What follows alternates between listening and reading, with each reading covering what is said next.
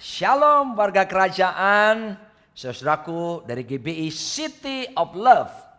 Saya bersama istri saya senang bisa berjumpa dengan Anda kembali di permulaan tahun 2021 ini. Terima kasih pula buat Bapak Pendeta Timothy yang sudah memberi kesempatan kepada kami untuk bisa sharing kebenaran firman Tuhan. Dan pada saat ini kita masih tetap dalam suasana pandemi corona yang luar biasa ini. Dan kita melihat selama 1 tahun ini ada begitu banyak hal yang terjadi termasuk di negara kita ini.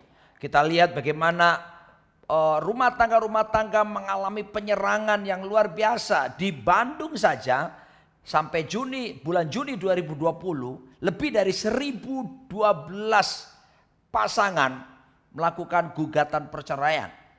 Surabaya juga Juli ada 1054 orang-orang bercerai. Di Lampung juga, khususnya di ibu kotanya Bandar Lampung, dari Januari sampai Juni 2020 ada 6.000 lebih kasus perceraian. Betapa mengerikan itu. Dan di Semarang terjadi peningkatan perceraian sampai 300% selama masa pandemi. Anda bisa melihat yang terjadi di mana-mana. Dan sekarang ini di Indonesia pun kebutuhan psikolog hanya 1 berbanding 260.000 jiwa. Betapa kekurangan kebutuhannya. Dan Perhimpunan Dokter Ahli dari Kedokteran Jiwa menyatakan bahwa dibanding dengan tahun yang sebelumnya selama masa pandemi corona ini, terjadi pelonjakan mereka yang mengalami stres yang datang kepada para dokter psikiater ini sebesar pelonjakannya sampai 57%. Tidak main-main ini. Banyak orang sedang mengalami keadaan yang tidak baik. Kalau kita lihat bahkan di negara yang lain pun seperti itu. Saya percaya Bapak Ibu sebagian kita tahu tentang kehebatan Korea Selatan membuat drakornya yang keren. Ya, kami berdua pun melihat ya, karena banyak waktu di rumah work from home, saya bisa nonton beberapa drakor itu di mana kami berdua menikmatinya, seperti salah satunya It's Okay to Not Be Okay dan beberapa seri yang lainnya. Wow, ternyata di Korea Selatan pun sekarang dalam masa pandemi terjadi 40% penduduk Korea Selatan mereka mengalami stres. Dan ini bukan cuma didapat di Korea Selatan, di Eropa dan di belahan dunia yang lainnya keadaan tidak semakin membaik. Mari kita lihat bersama-sama. Jadi apa yang harus kita lakukan di tengah situasi pandemi seperti ini? Kita tetap percaya bersama Yesus kita akan merubah pandemi menjadi akademi. Amin. Di mana kita akan belajar terus dari kebenaran firman Tuhan lewat proses kehidupan yang Tuhan izinkan supaya kita semakin serupa seperti Tuhan kita Yesus Kristus. Dan saya berdoa bersama istri saya supaya jemaat GBI City of Love bisa keluar sebagai pemenang, lulus dalam akademi corona ini dan siap-siap mengalami apa yang disebut dengan Corona Revival. Akan ada kebangunan rohani besar, akan ada di mana Tuhan akan buka tingkap langit dan mencurahkan Roh Kudus-Nya, mengurapi Anda semuanya. Anda dipakai Tuhan untuk melakukan pergerakan yang dahsyat yang disebut dengan All Saints Movement.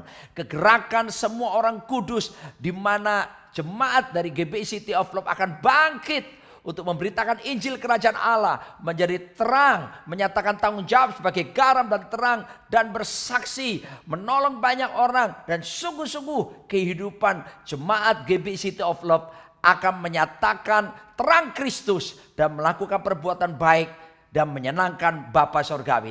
Dalam situasi seperti ini, apa yang harus kita lakukan? Saudaraku dikasih Tuhan, mari kita lihat hal-hal yang akan kita lakukan. Dan dalam 1 Petrus 5 ayat ke-8 berkata, sadarlah dan berjaga-jagalah. Lawanmu si iblis berjalan sekeliling. Lihat, iblis keliling sama seperti singa yang mengaum-ngaum dan mencari orang yang dapat ditelannya. Alkitab mengajarkan kita di tengah situasi yang sulit ini, Tuhan ingin kita tetap sadar dan berjaga-jaga. Sebab ketika kita berjaga-jaga, saya yakin Kita tidak akan pernah memberikan intimidasi daripada si jahat menyerang kehidupan kita. Sehingga kita bisa hidup tetap takut akan Tuhan. Dan kita bisa punya kekuatan yang diberikan oleh Roh Kudus melawan segala kuasa-kuasa kegelapan, kuasa-kuasa jahat yang mencoba menyerang diri kita. Terutama peperangan rohani yang paling hebat yang kita alami hari-hari ini. Di manakah? Di pikiran setiap kita. Medan peperangannya terhebat bukan di luar sana, tapi di pikiran kita. Tapi jangan khawatir, 2 Korintus 10 ayat 5 berkata, kami mematahkan setiap siasat orang dan merubuhkan setiap kubu yang dibangun oleh keangkuhan manusia untuk menentang pengenalan akan Allah. Kami menawan segala pikiran dan menaklukkannya kepada Kristus. Iblis berusaha menembakkan panah apinya kepada setiap orang percaya, tetapi kepada kita Tuhan berikan kuasa sehingga kita bisa menawan setiap pikiran, bahkan menaklukkannya di bawah Kristus. Pikiran intimidasi yang berkata tidak ada harapan, intimidasi iblis berkata kamu akan mati, kamu akan celaka dan sebagainya. Dalam nama Yesus kita bisa mematahkannya dan kita bisa menawan pikiran-pikiran itu dan diganti dengan damai sejahtera Allah yang melampaui segala akal dan pikiran kita, memelihara hati dan pikiran kita di dalam Kristus Yesus. Selanjutnya istri saya akan membagikan di tengah situasi sulit ini sebaiknya apa yang harus kita lakukan supaya kita keluar sebagai pemenang dan melewati lembah-lembah kekelaman ini dan mengalami pesta hidangan raja yang disediakan oleh raja di atas segala raja, Tuhan kita Yesus Kristus. Kita baru memasuki tahun 2021 Bapak Ibu. Banyak orang meraba-raba dan mereka memprediksi apa yang akan terjadi di tahun ini. Kita nggak bisa pungkirin tahun 2020 merupakan tahun yang tough buat semua makhluk di muka bumi ini Bapak Ibu. Ya.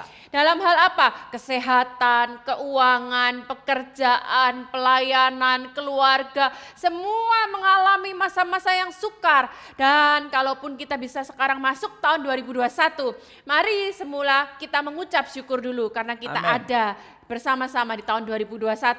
Tapi apa yang harus kita lakukan Bapak Ibu di tahun 2021 ini? Sementara kita berkata seperti ini, apalagi yang bisa kami lakukan ya? Sepertinya kami memasuki tahun ini tanpa harapan.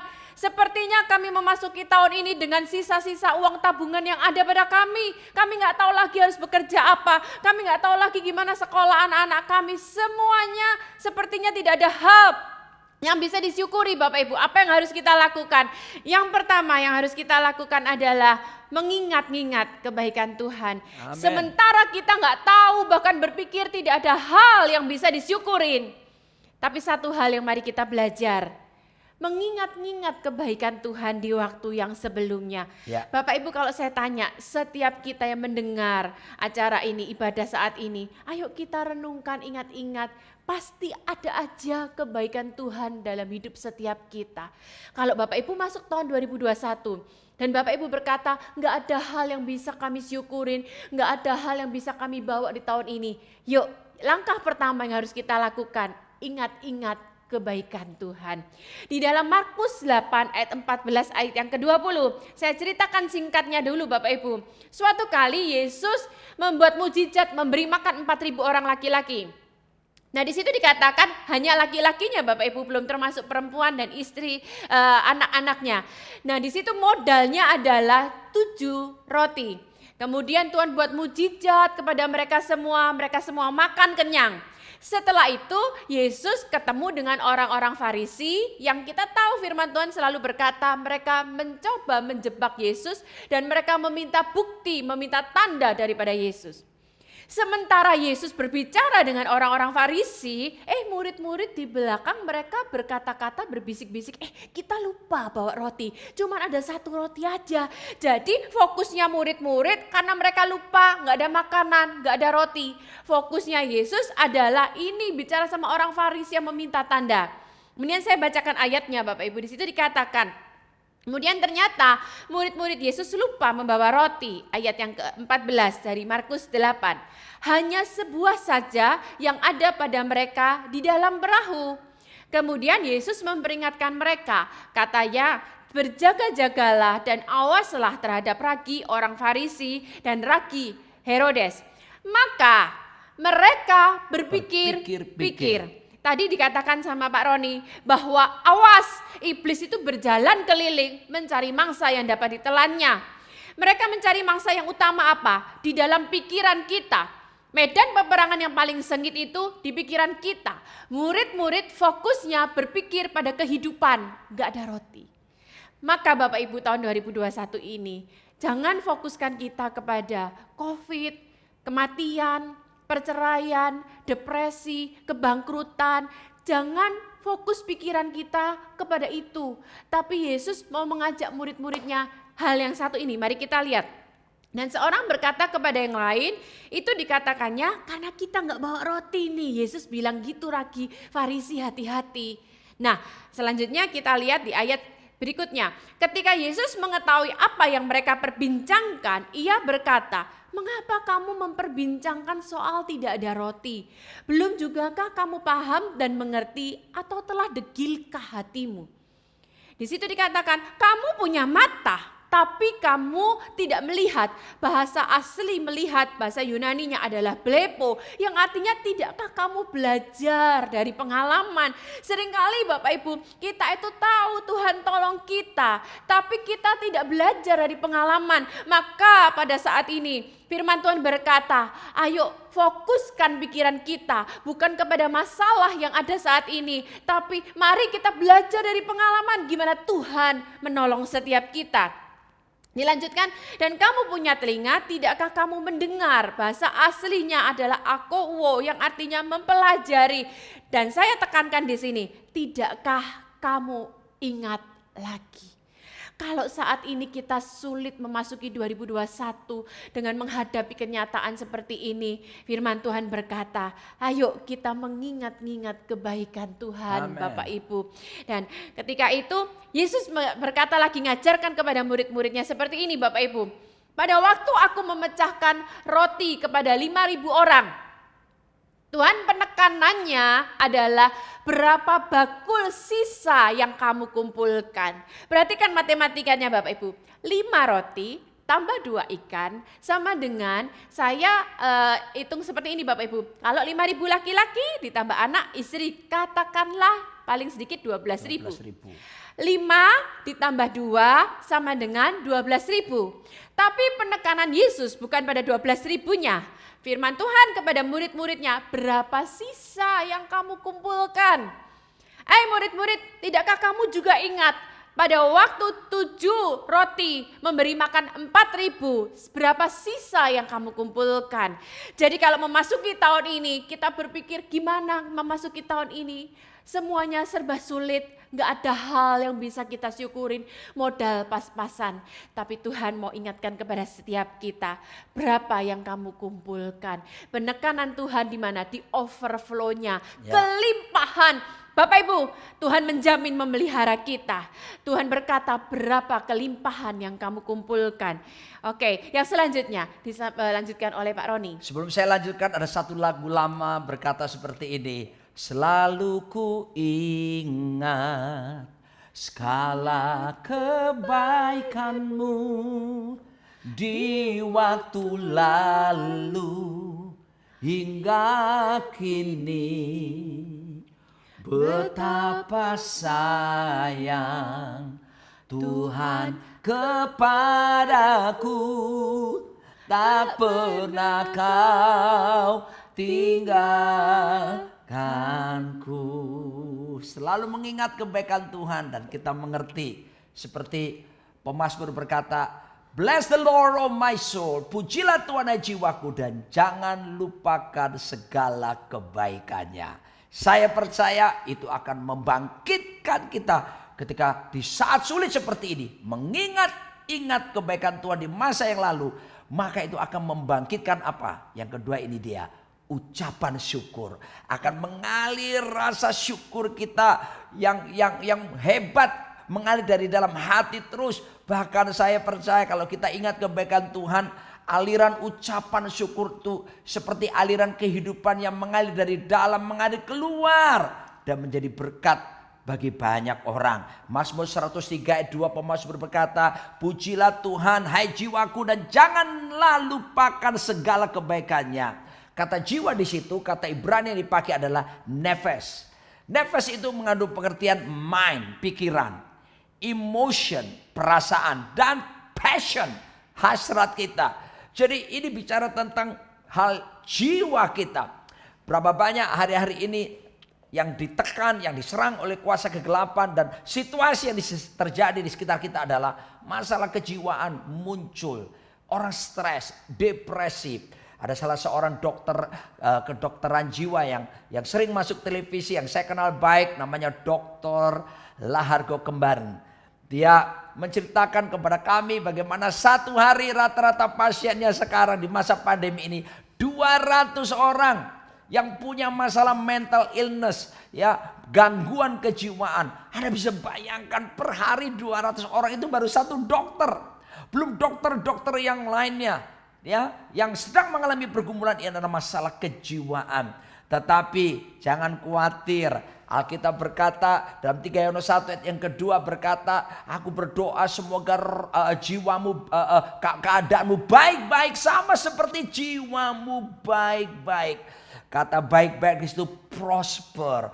Yang Tuhan inginkan jiwa kita, pikiran, perasaan, kehendak, hasrat kita itu makmur. Artinya kalau di dalam Tuhan sembuhkan kita, diberikan ketenangan, diangkat kekhawatiran, kecemasan kita, maka itu akan mempengaruhi dari dalam jiwa kita, membuat tubuh kita menjadi sehat.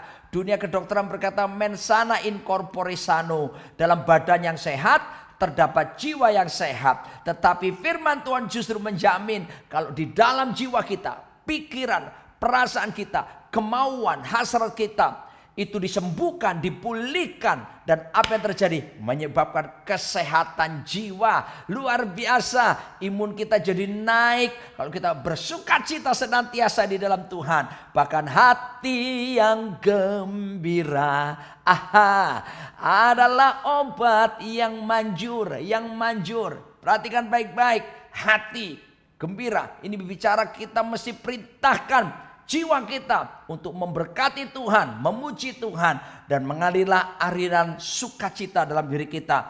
Dan pikiran kita menjadi apa? Damai. Pemazmur berkata seperti ini, hanya dekat Allah saja kiranya aku tenang, sebab daripadanya lah harapanku. Mendekat kepada Tuhan menjadikan jiwa kita, pikiran, perasaan, hasrat, kemauan kita jadi tenang. Wow, kalau ini tenang, sistem imun naik, jadi sehat. Sebab itu mari kita bersyukur kepada Tuhan di tengah situasi yang tidak enak ini. Kalau kita bersyukur, alasannya mengapa kita harus bersyukur? Yang pertama, ingat baik-baik, ketika kita bersyukur, ini yang luar biasa. Pada waktu Anda bersyukur, Anda akan merubah suasana hati yang tadinya negatif dirubah menjadi positif. Haleluya. Sehingga kita tetap bisa bersukacita. Kita punya pandangan positif di tengah keadaan carut marut yang tidak baik pada hari-hari terakhir ini. Alasan berikutnya, kenapa kita harus bersyukur kepada Tuhan? Dengan mengingat-ingat kebaikan Tuhan di masa lalu yang sebelumnya tadi. Yaitu yang kedua adalah, ini yang luar biasa. Ini akan menghubungkan kita senantiasa kepada kehendak Tuhan. Channel rohani kita akan terhubung dengan channelnya Tuhan. Ini luar biasa. Ketika kita bersyukur, ya, maka kita akan dibawa kepada kehendak Tuhan yang sejati. Kalau saya di Jakarta sedang mengalami kemacetan, saya sering putar radio yaitu FM 90. Apa itu bunyinya? El Sinta News and Talk. Bapak Ibu tahu bukan? Dan saudaraku, coba kalau kita pasang di 1 derajat sebelumnya atau frekuensi lebih tinggi 1 saja, bunyinya gimana? Orang Surabaya bilang kemresek. Itu bahasa Ibrani. Gak jelas. Sama kalau kita bersungut-sungut, kita ngomel, ya, merasa tidak puas, merasa gak cukup dengan situasi yang ada seperti ini, maka semakin gundah gulana, gak terhubung dengan kehendak Tuhan. Padahal bersyukur itu merupakan pondasi yang kuat, membuat kita terhubung senantiasa dengan kehendak Tuhan. Dan jangan lupa yang berikut ini menggairahkan. Ketika kita mengucap syukur kepada Tuhan, itu artinya setuju dengan keputusan Tuhan. agree with God. Tuhan, saya setuju.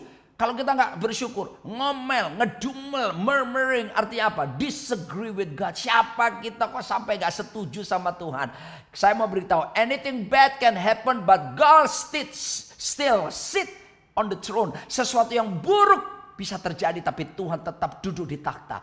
God still in control. Tuhan tetap dalam kendalinya. Situasi yang kita alami, Tuhan tetap dalam kendalinya. Dia nggak pernah kecolongan. Dia siap menolong saudara. Dia siap memberikan pengharapan dan memberikan masa depan yang gilang-gemilang kepada kita di tengah situasi yang sulit ini. Dan yang terakhir, kalau Anda bersyukur, alasan berikutnya adalah Anda sedang mengundang mujizat datang. Lai. Cek dung, lai.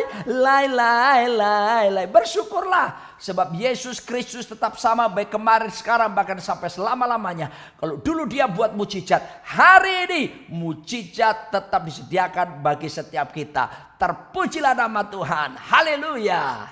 Silakan. Di dalam Yohanes 11 ayat yang ke-42, ketika terjadi peristiwa Lazarus, Bapak Ibu, jadi saya tekankan lagi sekali, gimana saya bisa bersyukur? Tadi seperti kata Pak Roni dijelaskan harus bersyukur. Langkah pertama, ingat-ingat kebaikan Tuhan, supaya kita bisa mengucap syukur. Nah, ini yang dilakukan sama Tuhan ketika membangkitkan Lazarus. Bapak Ibu, Lazarus sudah 4 hari di dalam kubur. Semua pasti organnya sudah busuk semua, sudah tidak berguna sama sekali. Bau. Tapi ya sudah bau semuanya. Tapi apa yang dilakukan oleh Tuhan Yesus untuk mengundang mujizat? Dikatakan maka mereka mengangkat batu itu. Lalu Yesus menengadah ke atas dan berkata, mari kita lihat Bapak Ibu. Bapa, aku mengucap syukur kepadamu karena engkau telah mendengarkan aku. Yes. Apa yang dilakukan oleh Yesus dalam keadaan ketidakmungkinan? Bapa, aku mengucap syukur kepadamu. Ketika kita mengucap syukur, sama aja dengan kita menarik mujizat dalam kehidupan keluarga kita. Satu lagi Bapak Ibu, ketika Yesus memberi makan 5.000 orang, itu pasti sesuatu kemustahilan, bukan Bapak Ibu dengan modal yang tadi saya katakan 5 tambah 2. Tapi apa yang dilakukan Yesus? Dalam Markus 6 ayat 41, dan setelah ia mengambil 5 roti dan 2 ikan itu, ia menengadah ke langit dan mengucap berkat. Amen. Ini Bapak Ibu yang kita rindukan, sharing buat semua Bapak Ibu yang mendengarkan firman Tuhan ini. Ketika keadaan tidak mungkin Bapak Ibu.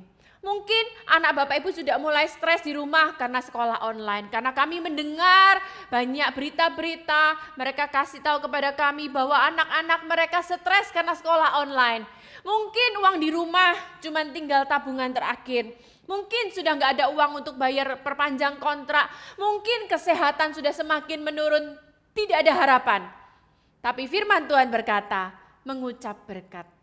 Apa yang harus kita lakukan Bapak Ibu? Tumpang tangan kepada anakmu, ucapkan berkat. Aku berkati kamu anakku. Berikan hikmat dari Tuhan atasmu. Kepada yang sudah enggak ada, uang tinggal sisa-sisa, suami istri sepakat, sama-sama ucapkan berkat kepada apa yang ada. Pelayananmu, pekerjaanmu, anak-anakmu, kesehatanmu, keluargamu. Firman Tuhan berkata, Yesus mengucapkan berkat. Dan selanjutnya apa yang terjadi setelah Yesus mengucapkan berkat? Lalu ia memecah-mecahkan roti itu dan memberikannya kepada muridnya. Setelah mengucap berkat, Yesus melakukan tindakan action, yaitu memecah-mecah roti itu. Bapak Ibu di rumah, jangan mengutuki keadaan, jangan menyungut-nyunguti keadaan. Aduh, semua ini kok bisa terjadi pada ini itu. No, tapi sekarang yang harus kita lakukan, panggil anak istrimu, ucapkan berkat kepada mereka, dan bertindaklah. Bertindak caranya gimana? Minta hikmat Tuhan. Tuhan akan menyertai Bapak Ibu. Dan ungkapan berkata, you are what you say. Kamu akan jadi seperti apa yang kamu katakan. Ada kuasa di dalam mulut setiap orang percaya. Saya akan buktikan. Mari Bapak Ibu dikasih Tuhan, tolong semuanya yang menyaksikan siaran ini, angkat tangan kanan saudara. Ya, semuanya. Ya.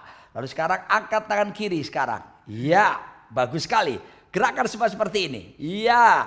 Lalu buat huruf X seperti ini. Ya, secara cepat. Baik lagi. Kembali seperti ini. Iya. Lalu kemudian seperti gerakan gini. Semua ya, semua. Ke kiri ya. Buat lingkaran seperti ini. Ikuti gerakan saya.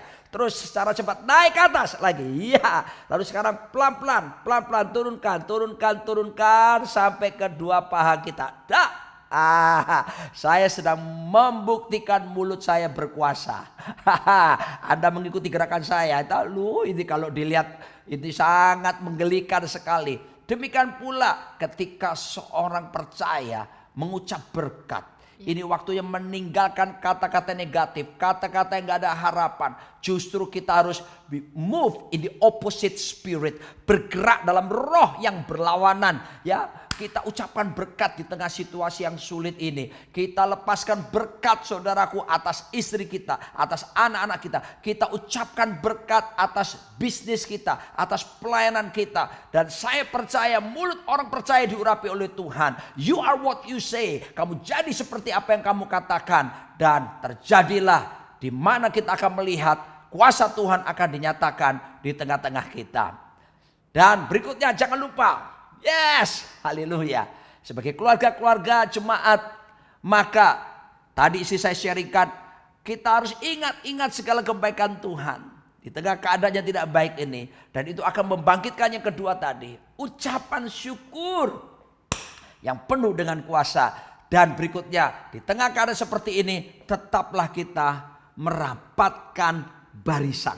Ya. Ini penting sekali sebagai keluarga. Mari kita mau bersama-sama merapatkan barisan. Seperti Pengkhotbah 4 ayat 9 dan 11-12 berkata, berdua lebih baik daripada seorang diri, karena mereka menerima upah yang baik dalam jerih payah mereka. Juga kalau orang tidur berdua, mereka menjadi panas. Tetapi bagaimana seorang saja dapat menjadi panas? Dan bila mana seorang dapat dialahkan, dua orang akan dapat bertahan. Tali 3 lembar tidak mudah diputuskan. Dan di saat-saat seperti ini, mari ada satu upaya aktif. Suami-suami, bangkitlah menjadi imam, nabi, dan raja buat keluarga saudara. Menjadi imam artinya mewakili keluarga kita, istri anak-anak kita di hadapan Tuhan. Kita pimpin keluarga kita datang kepada Tuhan. Kita rapatkan barisan, tapi juga menjadi nabi. Bicara apa? Di mana kita mewakili Tuhan buat istri dan anak-anak kita. Sebab itu para suami, rapatkan barisan dengan cara bagaimana? Merapatkan diri kepada firman Tuhan. Baca kitab suci, cari tahu kehendak Tuhan. Tuhan masih berbicara loh kepada setiap kita. Tuhan tidak cuman bicara kepada kami pendeta hamba-hamba Tuhan. Tuhan bicara kepada setiap anak-anaknya. Di mana kita umat yang percaya kepadanya, dia bisa bicara lewat hikmat Roh Kudus, lewat Alkitab yang kita baca. Dan dia berikan inspirasi kepada setiap kita. Dan dengan kebenaran firman yang kita terima dari Alkitab itu, kita bisa sharingkan kepada istri anak-anak kita. Perkataan kita perkataan yang penuh dengan firman. Perkataan yang penuh dengan kuasa. Dan juga suami melakukan fungsi sebagai raja. Yaitu apa? Menegakkan aturan di dalam rumah. Menegakkan disiplin dalam rumah. Menegakkan hidup benar di dalam rumah kita. Dalam kehidupan kita. Tidak kompromi dengan dunia. Dan menerapkan prinsip sangkal diri. Pikul salib setiap hari. Saya percaya sorga tidak jauh. Di tengah situasi yang sulit ini, suami istri anak-anak keluarga tetap mengalami sorga nyata. Sebab itu yang memang Tuhan inginkan terjadi di dalam rumah tangga setiap kita. Tuhan akan menyatakan seperti Yesus berkata, let your kingdom come and your will be done on earth as it is in heaven. Datanglah kerajaanmu, jadilah kehendakmu di mana? Di bumi, di keluarga kita seperti di sorga. Keluargaku, sorgaku. Banyak pasangan-pasangan suami istri mengeluh kepada kami Bapak Ibu. Mereka cerita sejak pandemi ini ekonomi menurun, malah terjadi konflik. Bahkan ada istri-istri yang berkata seperti ini, suamiku makin bawel bu, udah gak kerja, kerjaannya di rumah main game, sudah gitu bawel, main perintah-perintah ini aja, bukannya membantu istri tapi main perintah-perintah aja. Sudah lebih baik cerai aja daripada aku tinggal serumah dengan pasangan yang seperti ini. Toh dengan pendapatanku aku bisa menghidupi diriku dan anak-anakku. Tapi firman Tuhan berkata, berdua lebih baik Bapak Ibu. Ada satu penelitian, seekor kuda Ya. bisa menarik 250 kilogram. Tapi Bapak Ibu, 2 kuda bukannya 2 kali lipat jadi 500, tapi 6.500 kilogram. Maka firman Tuhan ini berkata, suami istri berdua lebih baik karena mereka menerima upah mereka, Bapak Ibu. Mari Bapak Ibu di rumah sekarang rapatkan barisan. Amin. Jangan punya pola pikir salah Bapak Ibu. 250 tambah 250 sama dengan 500. Sedangkan kebutuhannya 1000. Ini hanya ilustrasi Bapak Ibu ya. Tapi justru kalau merapatkan barisan terjadi multiplikasi Ya. dari 250 menjadi 6.500. Oke. Dan kita akan sanggup mengatasi segala pergumulan dan tantangan. Tapi juga jangan lupa tetap hidup dalam komunitas. Dalam kul Anda masing-masing. Ya, mungkin memang kita nggak bisa ketemu secara langsung. Dan ketemunya pun jarang sekali dan harus tetap perhatikan protokol kesehatan. Yaitu menjaga jarak, memakai masker, rajin mencuci tangan, plus menjauhi kerumunan. Tetapi yang jelas tetap kita harus punya komunitas yang terkecil. Selain keluarga kita, komunitas bersama saudara-saudara seiman yang lainnya, anggota kul yang lainnya. Bisa lewat Zoom, video call, dan kalaupun ketemu saudaraku, disiplin, prokes kita tetap berikan. Untuk apa? Saling menguatkan. Pengkhotbah 4 ayat 10 berkata, karena kalau mereka jatuh, yang seorang mengangkat temannya, tetapi wahai orang yang jatuh, yang tidak mempunyai orang lain untuk mengangkatnya. Betapa pentingnya bersama-sama ya dalam satu komunitas, karena Tuhan kita adalah Tuhan yang berkomunitas. Bapa, Putra, dan Roh Kudus. Always together. Selalu bersama. Dan ketika hidup dalam komunitas, itu artinya kita hidup menghidupi gaya hidup kerajaan sorga. Dan disitulah saling menguatkan, akan mendukung satu dengan yang lainnya. Yesus pada waktu menjadi manusia di muka bumi ini Bapak Ibu, 100% Allah, 100% manusia. Ya. Tapi dalam kemanusiaannya pun Yesus tetap berkomunitas. Kita lihat di ayat yang terakhir kita baca Matius 26 ayat 37 dan 38. Saya bacakan ayat yang ke-38-nya. Lalu katanya kepada mereka, hatiku sangat sedih seperti mau mati rasanya. Yesus berkata, tinggallah di sini dan berjaga-jagalah dengan aku. Kepada siapa? Petrus, Yohanes, dan Yakobus. Dalam 100% kealahannya seharusnya ia sanggup dan mampu.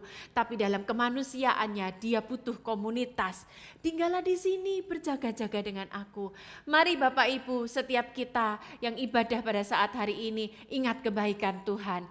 Mengucap syukurlah selalu, ucapkan berkat pada apa yang ada. Rapatkan barisan suami istri dan juga tetap menjaga komunitas dengan orang-orang di mana kita bisa berbagi hidup. Tuhan Yesus memberkati. Dan saya mengajak kita berkata bersama-sama sebuah perkataan profetik dan perkataan keyakinan iman dengan penuh pengharapan seperti ini. Kita mentertawakan masa depan termasuk 2021. Karena Alkitab mengatakan bahwa orang benar yang takut Tuhan itu tertawa memandang hari esok. Saya ajak bersama-sama seperti ini. 2021. Ayo kepalkan tangan bersama-sama. Ya, dengan penuh mantap katakan bersama saya 2021. Artinya kita percaya Immanuel, God be with us. Tuhan beserta kita. Immanuel, God dwell in us. Tuhan tinggal di dalam kita.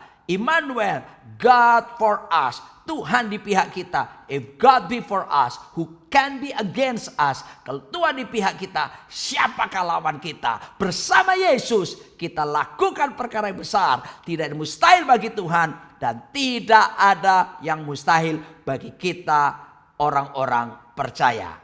Amin. Mari kita berdoa bersama-sama.